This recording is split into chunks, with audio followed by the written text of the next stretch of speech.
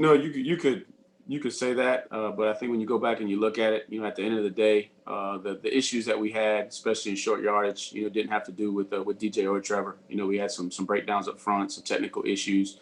We missed a throw on a 3rd and 3 down there in the red zone. Also, we missed on a 3rd and 7. We missed a protection pickup. The back and the center weren't on the same page. We had Cornell coming open for a touchdown. So I don't know if, Trevor would have directly impacted those plays. I think it's the supporting cast around him needed to do some things better. But we understand going into this game, there's several things we got to do better. We got to establish a running game. We got to be efficient running the football. We weren't very efficient. We got to do some things to help our guys. And really, we just got to play better in the interior offensive line. We've really been challenging those guys during this open week to get healthy and to get back to playing cohesively inside so that we can stay effective in the run game. And in 3rd down, all across the board, everybody just has to buckle in, be locked in on the situation, know the details of each play that we're trying to run so that we can go out and execute. Tony, this is Larry Williams. Was Travis banged up in that game? Not in that game. He towards the end of the game he took a shot on his knee, but he played through it, but that was late in the game.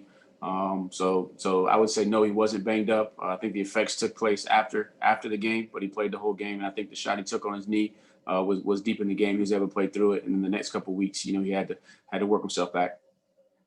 Hey Tony, this is Will Vanderbilt. Where you say he's at now? How close to 100% is he? Travis looks good to me. I thought that you saw it the last couple of games that he was confident in it. When you look at the play versus Pitt, where he spins in the hole, lets me know when he's comfortable. When I see him spinning, then I know that he's back to 100%.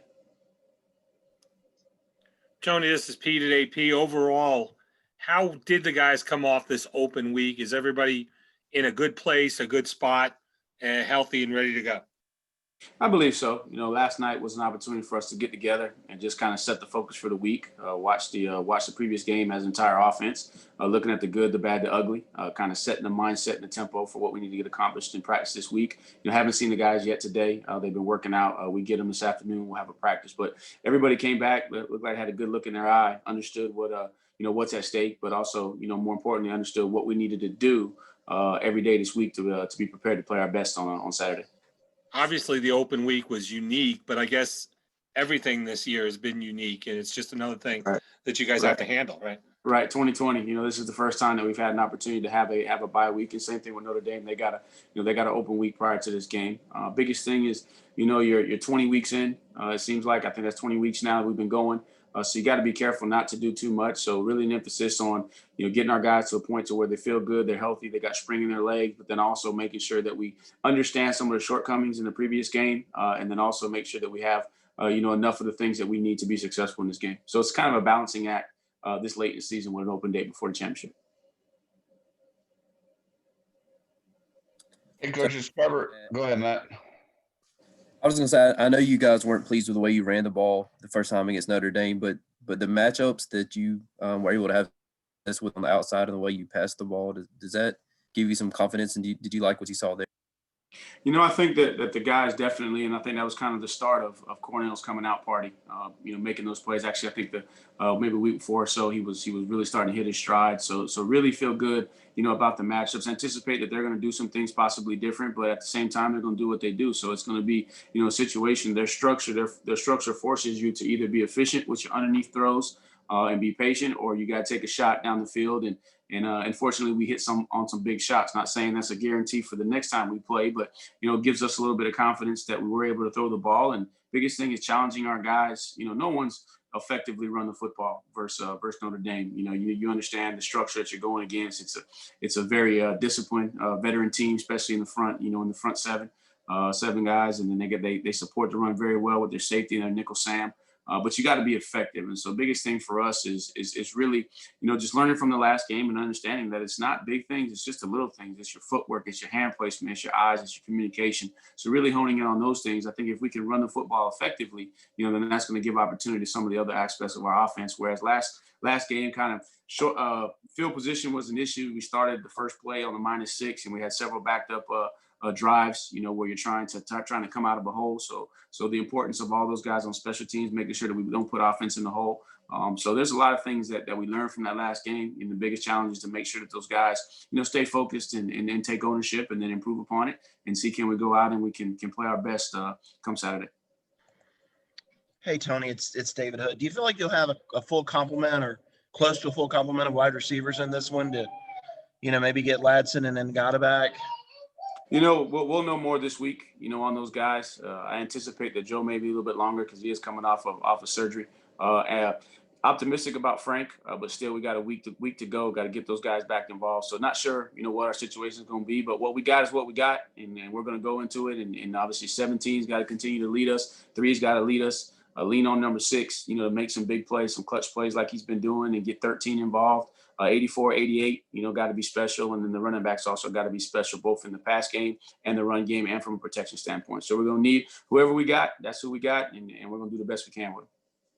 Hey, Tony, Lawton Swan, how is the preparation for a team a second time around different in, and also I would add just from the chess match of what they might have shown you before that you may not see again? I mean, how do you walk through that and how unique is this? I think the first week, you kind of focus on some of the things that you did in the game that you got to do better. And then by the end of the week, you're kind of seeing if there's any differences between when you played them and then the 3 games in between, that they played. And obviously they had a couple of wrinkles that were a little bit different that you got to plan for. And then, like I told the guys, I said, we got to know our plan, know what our plan of attack is, but then also we got to be ready to adjust because they got a week in it. I mean, they got 2 weeks just like we got. They're gunning for the same thing we're gunning for. So if we have to know our plan first and foremost, and then just be ready to adjust in game. But again, same thing for us. Just try not to do too much. I mean, at this point, man, these guys have gotten us here by playing hard. And now if we can just clean up the little things and be ready for some new adjustments, then we'll be ready to go play. Coach, it's Trevor again. In that first meeting, how much wear and tear do you think there was on your offensive line? Those starters were averaging well into 80 snaps going into the game. Of course, now you've had a week off, and Virginia Tech game, I think they had 40 some snaps. How big of a benefit could that rest be? Right, going into it, those guys are playing just, for example, you look at Jackson. Jackson ended up playing almost 100 snaps in that game between what he did on offense and then what he did on special teams. And prior to that, they were playing most of the game because of some of the games dictated that. And, and I think that the situation where we had a couple weeks ago where we were geared up to play and we didn't play, kind of as a silver lining and a blessing in disguise there because you don't have the wear and tear on those guys' body. And then as we've gone, deeper into the season, we've been able to get some more guys some opportunities to play just a little bit and then having this week off. So definitely feel like our guys are geared up and ready to go. Obviously, they're not going to feel as good as they did the first day they come out in fall camp. That's the nature of the game of football. You're never going to feel your best in season, but I think that Coach did a great job of managing the schedule with these guys to try and get them as fresh as possible so they can go out there and lay it on the line. Tony, this is Grace Rayner from The Athletic. You guys have obviously seen Trevor in a lot of massive games, but I wanted to ask you, what do you guys learn about him each time over the years the stakes get a little bit bigger? I think it's just confirmation of who he is. And what you learn is that he's continuing to stay true to the preparation process so that he can go out and perform. Same thing each time you come out of the game, he already knows the things he wants to work on, the corrections that he has to make, which challenges us as coaches. So biggest thing is just confirmation more so than learning anything. It's just confirmation that this young man is really staying true to the process. He's true to every word that he says, that he's focusing on his teammates. He's not putting individual, accolades at the forefront. All he wants to do each week is go out, play his best so he can help his team win.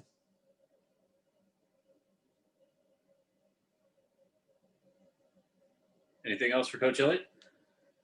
Tony, with Trevor being back, is there anything that him being an older quarterback who's seen everything, was there any read stuff or anything like that he could maybe have a better handle on that DJ maybe missed any reads or anything like that?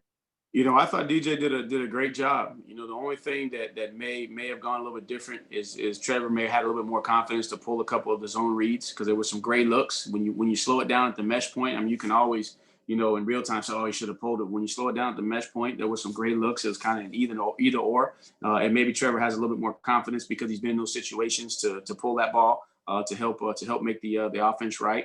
I think Trevor probably would have made the same read on one of our RPOs where he was reading the safety, and the safety was deep, and so he took a chance on it. So I don't know if you'd say that DJ made any bad reads that I think Trevor would make differently, other than I think Trevor may have a little bit more confidence in the run game, just controlling the perimeter with some of our outlets, and then maybe a couple of situations where he might have pulled it because he has a little bit more confidence with his experience in the zone read game. Hey, Tony, this is Anna with Clemson 24/7. I know the sample size isn't huge, but have you seen Notre Dame do anything differently defensively in the past couple of games since you played them last?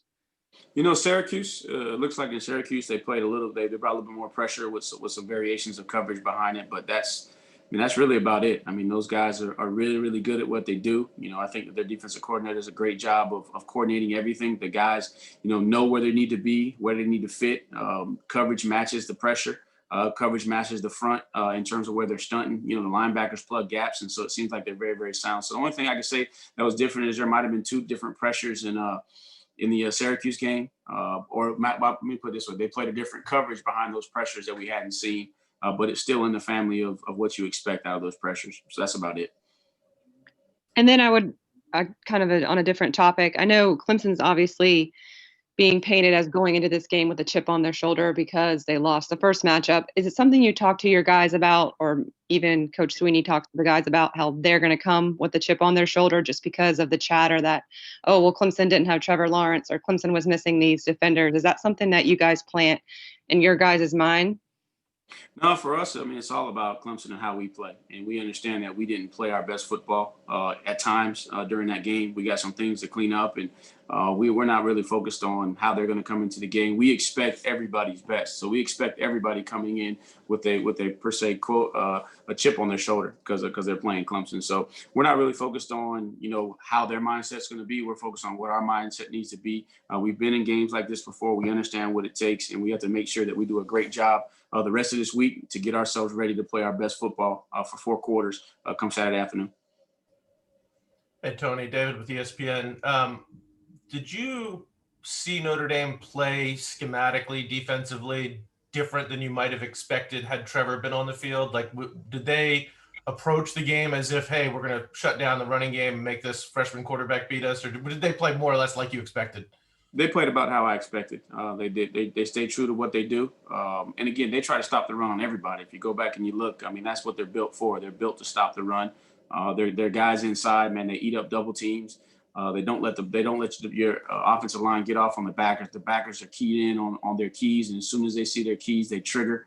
And then they play, cover 4 and one high structure on the back end. So didn't see anything different per se because it was DJ versus Trevor. They're going to do what they do, and they're really, really good at it. And the other thing I wanted to ask you, I think from day one, people said Trevor Lawrence is NFL-ready quarterback. I'm sure that was a bit overblown, but as he's gone through this year, a year that he really fought to play, is there things you have seen out of him or that you wouldn't have seen in the past? Is there ways he's developed this year by playing this season that he might not have had otherwise? I think consistency in his decision-making. He's got confidence to make every throw, but he's not forcing throws, which you may have saw earlier in his career. His footwork in the pocket has really, really, really been more consistent. He's not moving around in the pocket, as much as he's done in the past. So those are things that you see, and then just his commitment to the preparation process. And I think when you talk about somebody being pro ready, to me, in my mind, it has more to do with their mentality and their approach to the preparation process as it does with their talent. Talent is important, but even going back to Deshaun, you described Deshaun as a pro because of the work that he put in the preparation process mentally and the way that he practiced every single day. In my opinion, is what makes him and what makes Trevor, guys that are pro ready because they understand what it takes to be successful far before they actually get to that point in their career where they're playing at the professional level. Got time for about 1 or 2 more for Coach. Hey, Tony, it's David again. Matt Bockhorst called Owusu a cement head. Said if you don't know where he's lined up, he'll lay a lick on you. How do they use him, and what makes him such a force at linebacker? Now you're referring to number 6. Is that because the first part of your question was a little bit unclear? Yeah, number 6. Number 6. Oh man, he's a fantastic football player. He's what you would want at that position. He's very, very instinctive, very, very quick twitch, and he's violent. So again, he's an older guy that's played a lot of football. He knows how to prepare, so he's studying the tackles. He's studying anything he can to find and get tips. And as soon as he recognizes run, man, he's coming like a heat-seeking missile. So you got to have an opportunity. You got to have somebody accounting for him.